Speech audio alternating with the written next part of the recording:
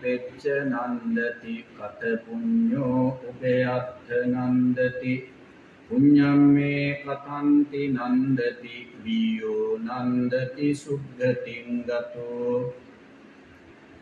සද්ධාවන්ත පින්වත්නි, තථාගත ලෞතර බුදුරජාණන් වහන්සේ දේශනා කරනවා මේ ලෝකේ ජීවත් වන මිනිස්සු ඉද නන්දති පෙච්ච නන්දති කත පුඤ්ඤෝ උභයත්ථ නන්දති පුඤ්ඤම්මේ කතන්ති නන්දති වියෝ නන්දති සුද්ධතින් ගතෝ. යහපත් දේවල් කරන කුසල කර්මයන් සිදු කරන අය ඉද නන්දති පෙච්ච නන්දති මෙලෝ වශයෙන් සතුටු වෙනවා, සන්තෝෂ වෙනවා. තමන්ගේ මේ ලැබුවා වූ ජීවිතය යහපත් ආකාරයට ගත කරා කියන කරුණ සිහිපත් කරමින් මම මෙලෝ වශයෙන් යමක් ඒක රාශී කරගත්ත, පින්දහම් කරගත්ත, යහපත් දේවල් සිදු කරගත්තා කියලා ඒ අය මෙලෝ වශයෙන් සතුටු වෙනවා, සන්තෝෂයටපත් වෙනවා.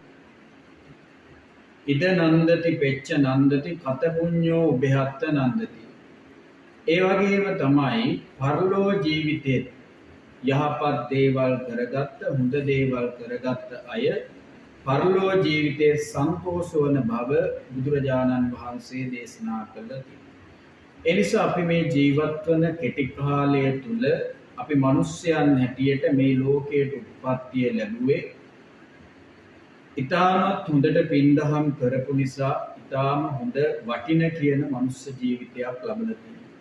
අන්නේ මනුෂ්‍ය ජීවිතය තව තවත් දියුණුමත් කරගෙන, ආලෝකමත් කරගෙන තමන්ගේ ජීවිතය ඊටාම හොඳ ජීවිතයක් බවට පත් කරගෙන ජීවත් වීම තමයි බෞද්ධයන් හැටියට, මිනිසුන් හැටියට අපි සිදු කරන්නේ. ඒ නිසා තමන්ට ඉඩ ලැබෙන හැම මොහොතේම තමන්ට පුළුවන් සෑම මොහොතකම යහපත් දේවල් කරන්නට, හොඳ දේවල් කරන්න, බුදුරජාණන් වහන්සේ ගහමට අනුව අපේ ජීවිතය ගත කරමින් ඊටාම වටින ජීවිතයක් ගත කරන්නට හැමදෙනාම අදිෂ්ඨාන කරගමු කියලා මම මේ හැමදෙනාටම සිහිපත් කරනවා. හැමදෙනාටම